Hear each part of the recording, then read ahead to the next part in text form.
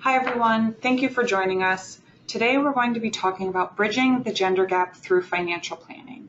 And this really refers to empowering women through education and financial planning to better their financial lives. My name is Callie Hassinger, and I'm a financial planner here at the Center for Financial Planning. I've been with the Center for almost 6 years, and I've been in the finance industry for almost 13 years. But what I love about my job day to day is the opportunity to work with women and take the financial stress out of their life. I'm joined today with Jacqueline Russler. She's a divorce financial planner at the center as well. Thank you for joining us, Jackie. Sure. I've been a divorce financial planner for about 25 years, and although I work with men and women, some of the most rewarding parts of my practice have been working with women as they transition from being part of a couple to being single and managing and taking control of their finances. So just to cover the agenda briefly, we're going to be covering a topic today that is exciting to Callie and I. Gender inequality doesn't just end at the workplace. So for many women, gender and that pay gap inequality actually continues and lingers on into retirement in our experience. So while women play active roles in everyday financial decisions, they are often less involved in managing long-term investments, setting long-term strategies. So that's what we're going to try to take on today. So we're going to be covering some of the obstacles and strengths that women have, as well as the important short and long-term financial concerns that Callie and I think should be part of your financial strategy. And we're going to finish by talking about taking control of your finances and not turning it over to someone else and protecting yourself. Women have a lot of strengths, and like Jackie just mentioned, taking control of our financial lives is especially important. We live longer, so just on a basic level, we need our money to last longer. But historically, we've also been left out of some of the conversations involving finances and money. I've heard stories of women who have met with a financial advisor or a CPA, and for whatever reason, that person seems to direct questions or defer decisions to their husband. And what's interesting is that statistics and research tell us that women are actually in control of more than half of the household wealth right now, 51% as we see here. And that number is projected to jump to over 60% in just the next few years. Women are also becoming more and more frequently the primary breadwinners in their homes, with over 43% of women making the same amount or more money than their spouses. And there are currently more women earning graduate degrees than men, 58%. So we are highly qualified and educated, and there's obviously no longer a need to defer questions away due to our gender. And the tides, I think, have slowly been shifting in our direction. So there's nothing to worry about, right, Callie? Well, unfortunately, there are still some cultural obstacles that make it difficult for women to get ahead. Jackie touched on the headlines surrounding the gender pay gap. Women on average are paid 80% of what men are for the same work and with the same experience and qualifications. Women are also less likely to be represented in the highest paying jobs. So your executive and CEO positions, only 25% of executive jobs are held by women, and only 6% of CEOs are women right now. Wow. Yeah, we make up half the population, so that's a little bit of an underrepresentation. But part of that could be due to the fact that women, although we're in school and attaining advanced degrees, we're still taking on the majority of the responsibility at home, and that is still work. On average, women spend over 2 hours and 15 minutes every day involved in unpaid work, whereas men, on the other hand, spend about an hour and a half. So if you think about 2 hours and 15 minutes a day over a year-long period, that adds up, I did the math, that adds up to 34 days of unpaid work each year. And that's not even taking into account the amount of time that women take off from work to take care of others, and that can have some significant long-term effects on our wealth Absolutely. and finances. And women are generally taking off those critical years in their career when a career is really building to stay home and take care of kids in many cases. Yeah. And so they're missing out on retirement contributions from employers, and they're also missing out on Social Security benefits that are paid based on how many credits you earn while you're working. So we have some catch-up work to do. Yep. One of the primary, we like to break it up into short-term and long-term goals. Setting the foundation for your financial strategy is really dealing with your short-term goals and your debt management. The primary, we're going to cover these in greater detail, but just briefly, some of the primary things you need to be concerned about when you are setting a foundation is making sure that you have a detailed budget. And I know that no one likes budget. We're going to talk about that in a minute. No one likes to hear that word. It's not a nice word. Jackie loves budgets, though. I do. I like budgets because they give you the clarity to make smart decisions. Also, keeping reasonable amounts of emergency reserves and knowing what resources you have can eliminate some fear and that women have regarding finances, which can to ease up in other areas in our life. Paying down debt and monitoring your credit is very important for establishing your financial foundation, and we are going to cover that as well. So as far as building a budget, Callie said, I like budgets. That makes me sound really boring, but it's a good thing. The reason why, again, I like budgets is that without a budget, most people, and most couples that I meet with, whether they're divorcing or not, most people don't have an idea of what they spend on a monthly basis. And if you don't know what you're spending every month, you have a really difficult time budgeting and savings. And savings is going to be the key to your financial future. So having a detailed budget that's personalized to your specific expenses is important. A general rule of thumb, even though we don't like rules of thumb, because we really believe that financial planning should be tailored to your specific circumstances.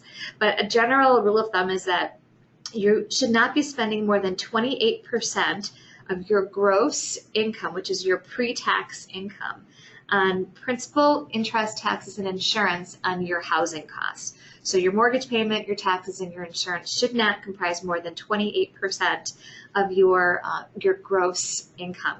So those of you listening might be quickly adding up in your head and panicking that you might already be above or beyond that point.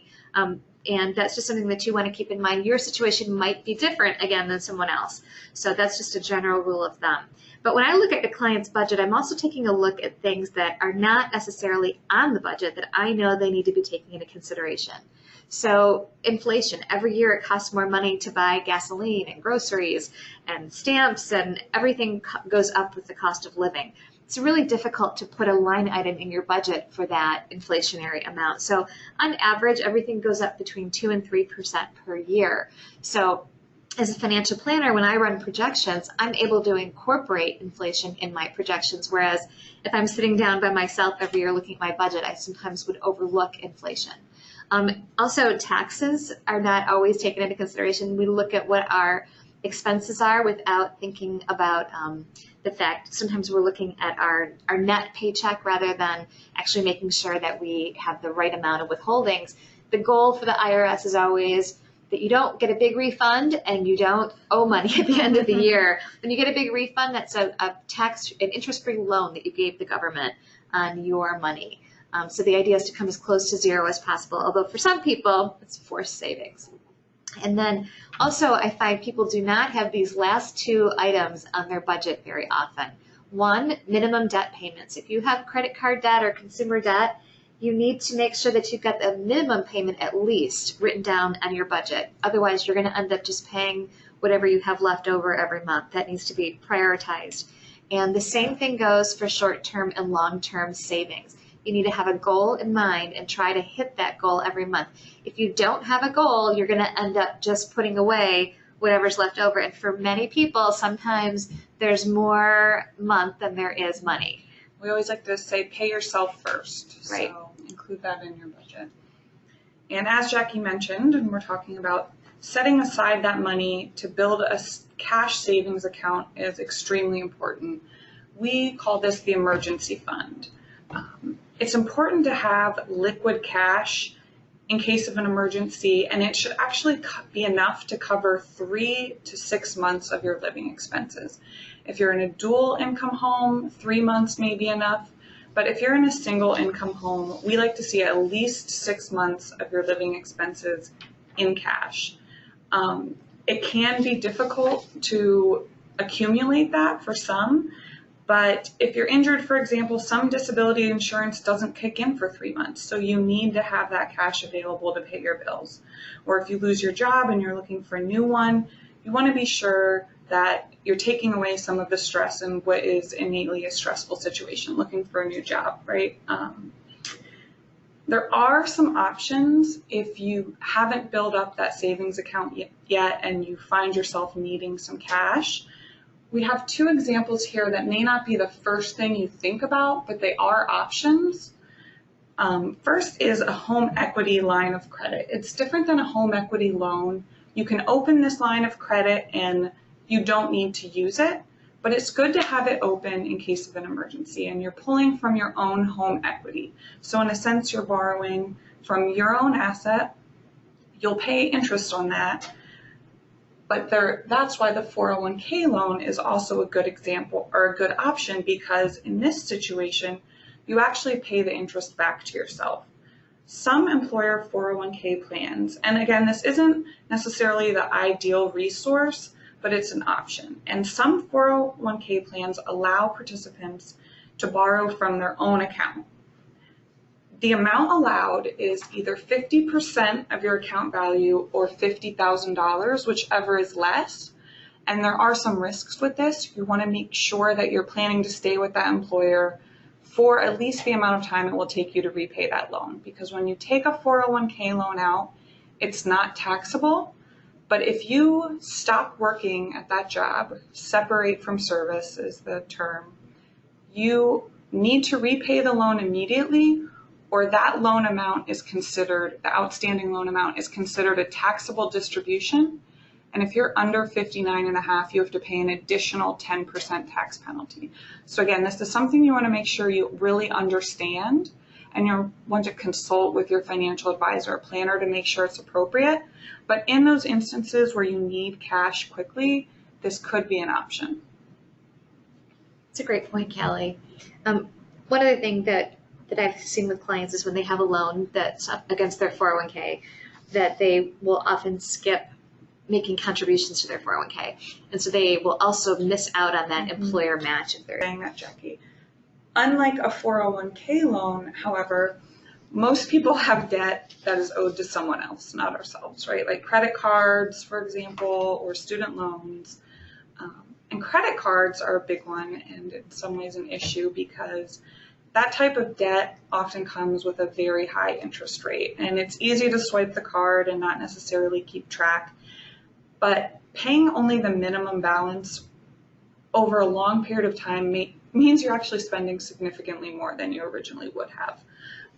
Jackie touched on a rule of thumb earlier regarding housing debt, and part of that is called the 28-36 rule. So the second portion is if 28% of your gross household income goes toward your housing costs, only an additional 8%, so a total of 36% of your gross household income is the max that should be going toward debt payments. Just talking in really round numbers. So if your gross annual income is $120,000, so $10,000 a month, and your mortgage and home insurance and property taxes cost you $22,800 a month, any additional debt payments shouldn't exceed $800 a month. So you should keep that max out of pocket for debt payments to 36%, or in this example, $3,600. It might seem like common sense, but if you are paying down debt, be conscious of all of the interest rates. You want to focus on the highest interest rate first, right? Because that's the one that's costing you the most money.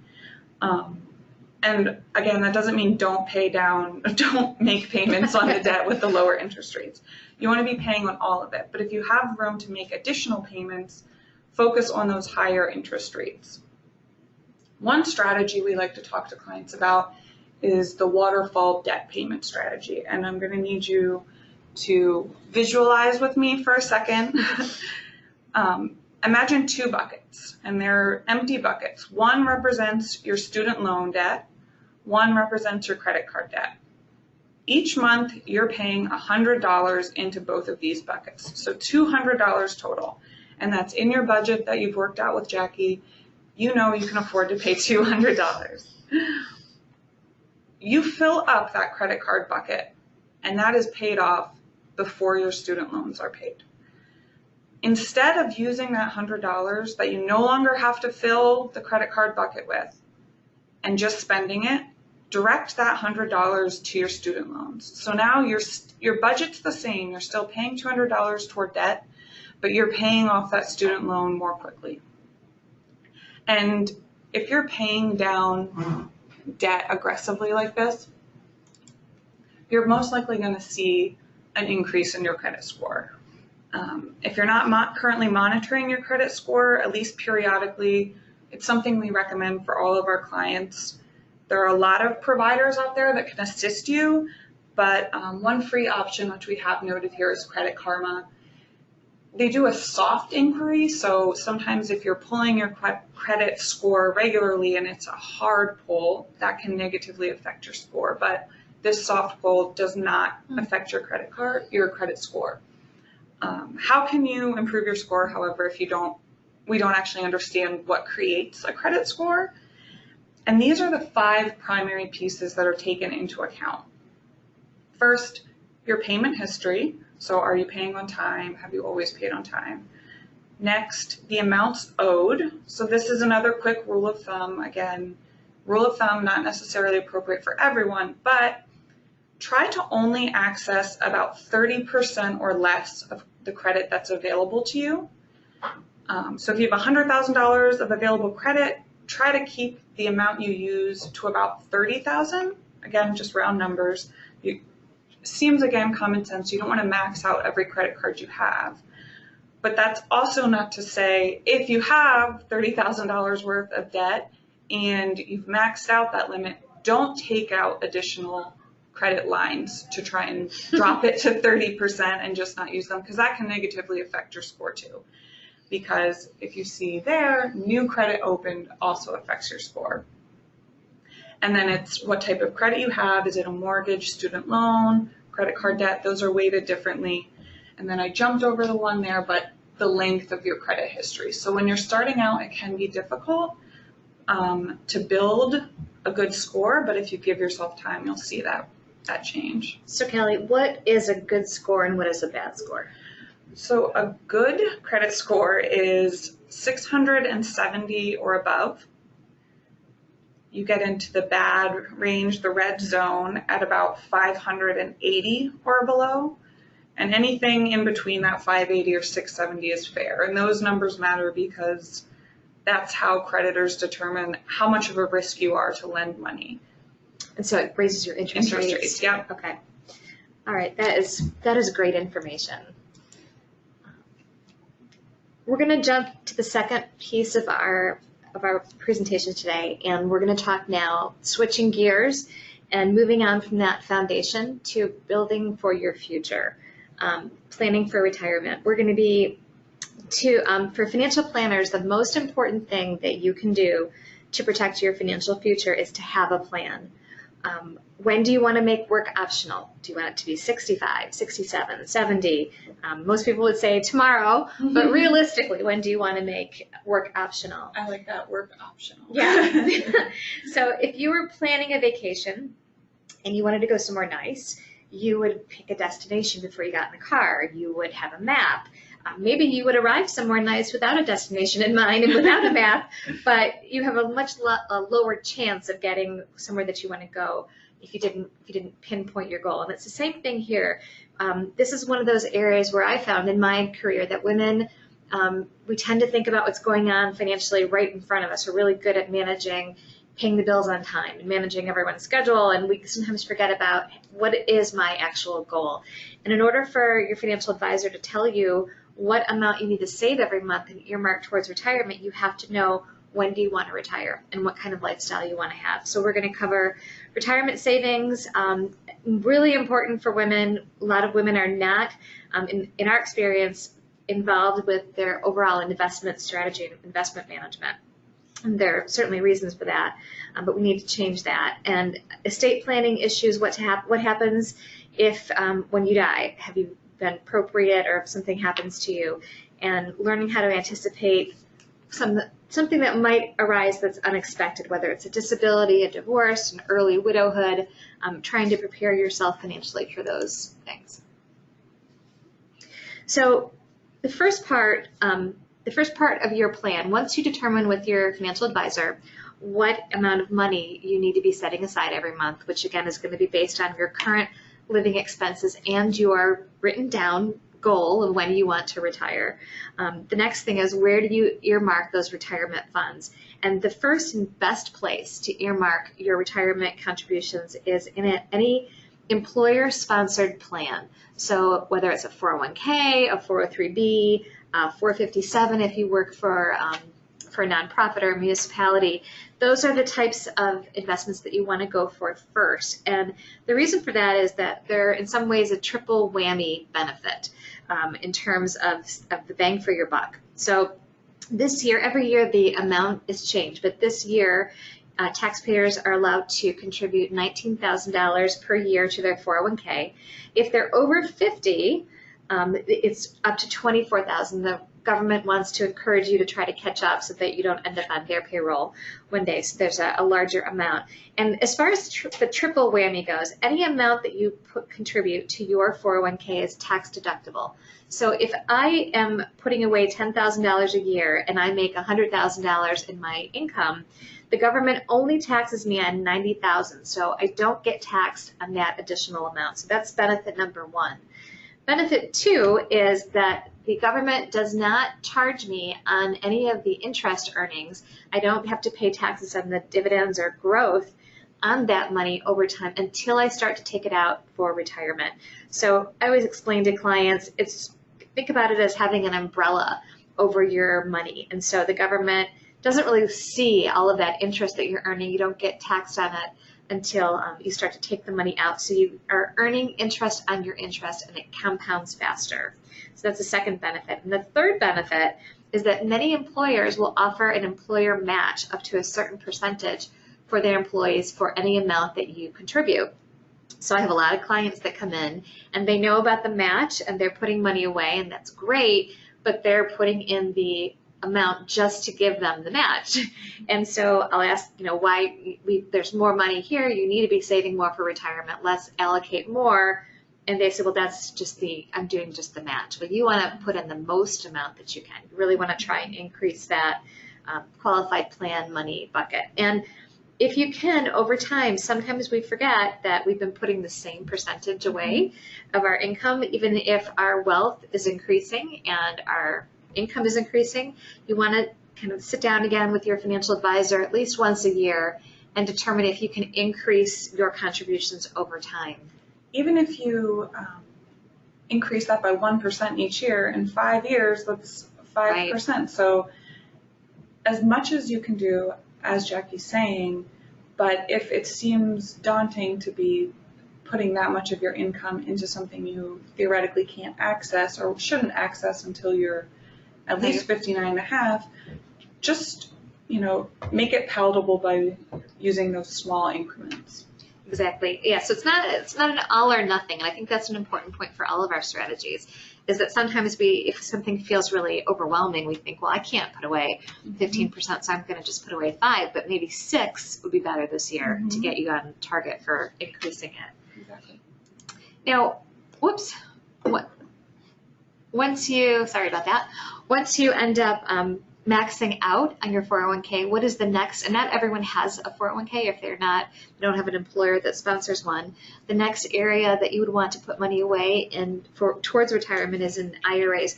There are all kinds of IRAs. Callie and I could do a whole presentation on the different types of IRAs, but in general, IRAs have some of that same benefit as your employer-sponsored plan.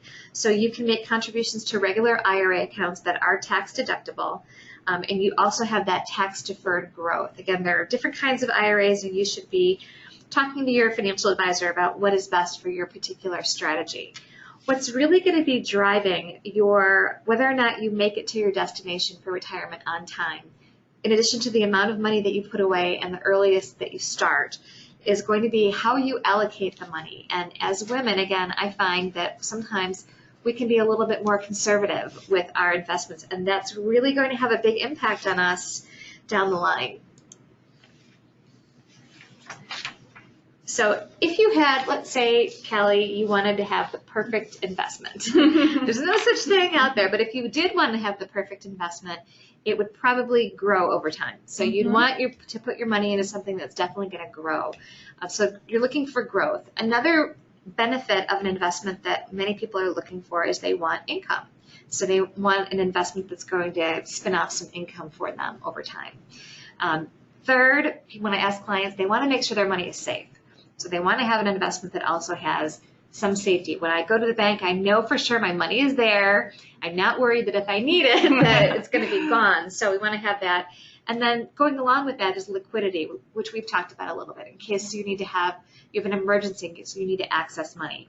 The problem is there isn't any one investment out there in the investment world that has all four of those qualities to it: growth, income, safety, and liquidity. So we need to have a little bit in every general asset type in order to provide our portfolio with all of these benefits. So we're going to break it down into very simple terms, and for our purposes today, let's assume that there are three basic types of investments in the investment world. Now, obviously, there are more than three, but in general, we're going to take a look at three. And the first area is stocks. And when I try to explain what is a stock to clients, the easy way to think of it is that when you own a share of stocks, you actually own a piece of the company. So let's say that you bought Disney stock in 1963.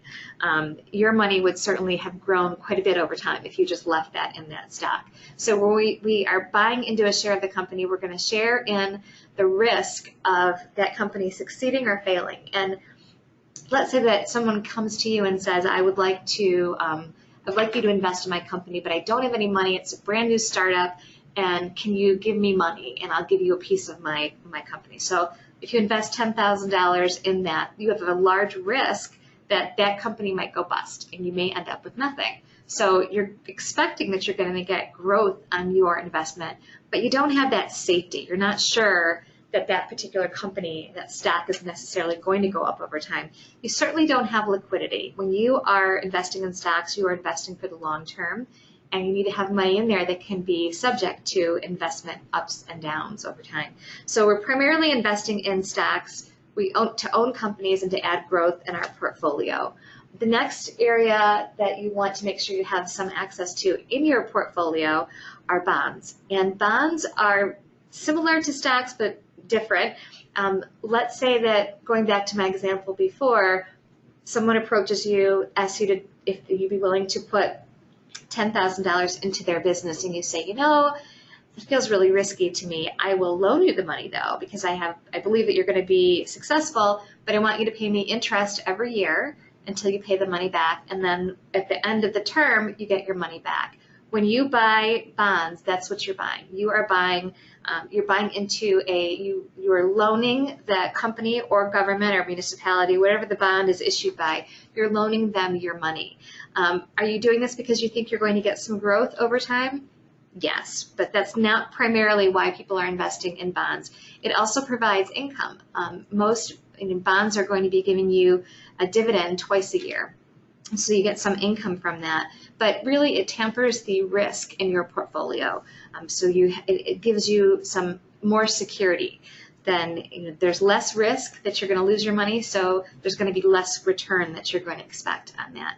The third area to round out your portfolio is that you need to have some money in cash. So the reason why we put our money in the bank, cash includes CDs, U.S. Treasury bills, money market funds, Series EE bonds, those are all cash assets. And we are not putting our money in there because we think it's going to grow really fast or that it's going to increase over time. We're putting it in there for safety and, more importantly, for liquidity. So if you have an emergency come up or you have a short-term financial goal, you want to make sure that your money is liquid and the portion that's invested in cash would be liquid. So what's really going to be driving your rate of return in your overall portfolio in the long term is how you divide up your assets between stocks, bonds, and cash. And that's, again, where a qualified financial advisor would sit down with you and actually develop a strategy. The challenge is really to determine what's the right percent, what's the right mix of these stocks, bonds, or cash. And Jackie mentioned there's far more options. That was highly simplified. There's international markets, mutual funds, commodities. There's so many layers of complexity that you can add to your asset allocation and investment strategy. But when we work with a client to determine how to invest their accounts, there are three primary pieces of information that we need to determine first. One of which is your timeline, the client's timeline. How long does this money have to be invested before it needs to be used, before we need to sell that stock or use the income from that bond? So how much risk, based on that timeline, can you tolerate? Is it a longer term where you can, deal with some ups and downs? Or is it short term where taking on risk of a stock just doesn't make sense? And it's also emotional. How will you feel on those days when the market's down significantly? And can you stay in your seat and give the markets enough time to bounce back? But maybe most importantly, or part of what I really like when working with clients is determining what are the goals? What are your goals? Jackie was talking about retirement. When do you want to choose to work? What do you want your retirement lifestyle to be like? Or are you using this money to fund your child's college education? When we know the answers to these questions, we can build an asset allocation that's appropriate for you. However, as we indicate here, sticking to your strategy is possibly just as important as the allocation itself. It's something that your financial planner should help you with. But making decisions based on short-term market performance or fear or any of those negative emotions is not recommended. It's detrimental in the long term. The last 6 months are a really good example of that. The fourth quarter of 2018, almost every asset class ended the year down in the red. Bonds, stocks, the only thing that wasn't was cash. However, the first quarter of this year, we've seen a significant rebound. So for a lot of our clients, the money they lost, they've already recovered. Had they reacted emotionally or not trusted that we had a long-term strategy in place and sold everything the fourth quarter of last year, they would have completely missed out on that turnaround. And that's something we want to avoid as often as possible.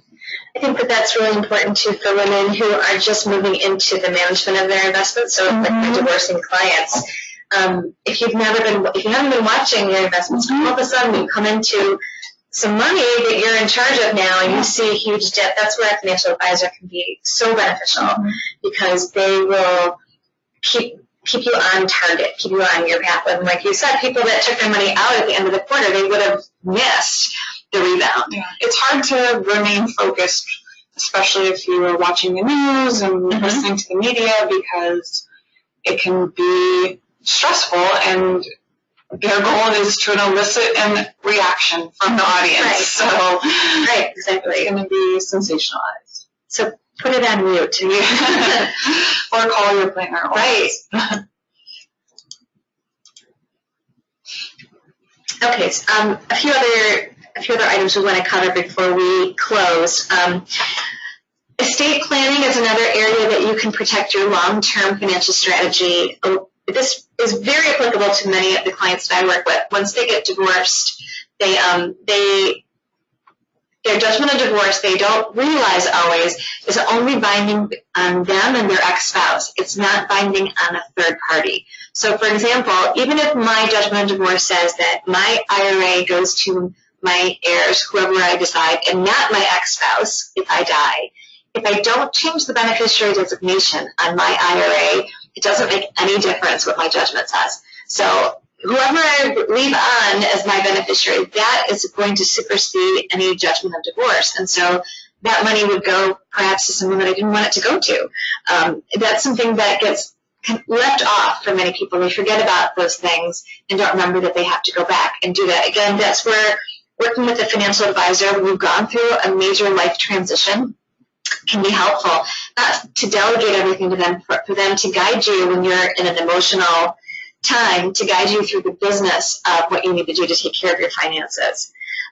Also, really important is for all women to determine who do they trust, who do they want to be making financial and maybe medical decisions for them if something happens to them. And everyone, no one likes to think about these bad things happening to us, but it's really an important part of your overall strategy to protect yourself financially, to determine in advance if something happens to you and you can't make decisions, who's going to be the person? Is it going to be your children? Is it going to be a friend? You could have it be, at times, there are clients that we've had that will use a third party, whether it's an executor, someone that has a level head about making those kinds of important decisions. Maybe a less popular piece of financial planning is insurance, because nobody likes to pay insurance premiums. But we've talked a lot about things that you can control, and unfortunately there are always going to be those things out of our control, no matter how hard we try. So the best way to protect yourself from those things outside of our control is through insurance. We want to make sure that we take that risk and hand it over to the insurance company so that the people who are dependent on you are protected and taken care of if necessary. Determining how much insurance you need is very personal. It's hard to give a rule of thumb in terms of how much life insurance do you need, how much liability insurance do you need, because everyone's situation is different. Everyone has different assets and spending habits. So it's hard to give a rule of thumb in that area, but one insurance that we might not think about as often is disability insurance. And statistically, we're actually more likely to have an accident that leaves us unable to work than to die prematurely. So making sure that you have that disability insurance protection is something I would look into, because I think that's missed pretty often. Right. Sometimes your employer offers it, and it can be very cheap. But I would recommend that you check on that just to make sure that you have some sort of protection in place. And another area is long-term care insurance. It's good to talk to your financial planner about this because the cost of assisted care is significant and continually rising. So using insurance to hedge what you might have to pay in the future is really important. It's something, again, we don't like to think about. But you want to make sure that, again, someone who's dependent on you is protected, and you want to make sure that your coverage is appropriate. It's also really important to consider that women statistically live longer than men, which means that we are probably going to have need for some kind of long-term care assistance. And so it's so important for us to try to think about not being a burden to our children and making sure that we have adequate assets to cover any need without being overinsured. I'm sure you run into people, Callie, that come to you and they are overinsured, which I see with life insurance. So again, another important thing to check with your financial advisor. So in wrapping up, the most important thing we hope you walk away with from this presentation is the idea that you need to take the time to plan for your financial future. You need to take the time to sit down and put on paper what your goal is and how you plan to get there when it comes to your finances. It's also extremely important that you understand what your worth is. And I think as women, this is challenging for all of us. Maybe it's challenging for men too. I have never been in that situation, so I don't know. But I know that when it comes to negotiating salary, we often will accept what's offered without countering or looking to see what else in the marketplace is out there that would be a fair wage for what our abilities and our skill level is.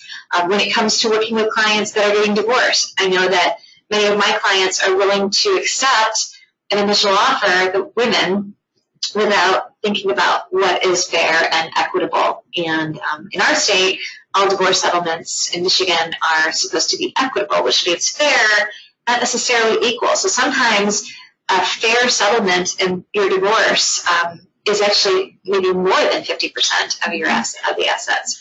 So it's really important that you stay in the driver's seat with your finances. We have a tendency sometimes to turn over big financial decisions, whether it's to our spouse or to our lawyers, our financial advisors, our accountants, where it's really our philosophy at the center is that you should be working hand in hand with your financial advisor to create a plan that works for you and is tailored to you, but also that you are involved with, you're in the driver's seat. You are dictating what your goal is and making sure that you stay involved with all of the big choices.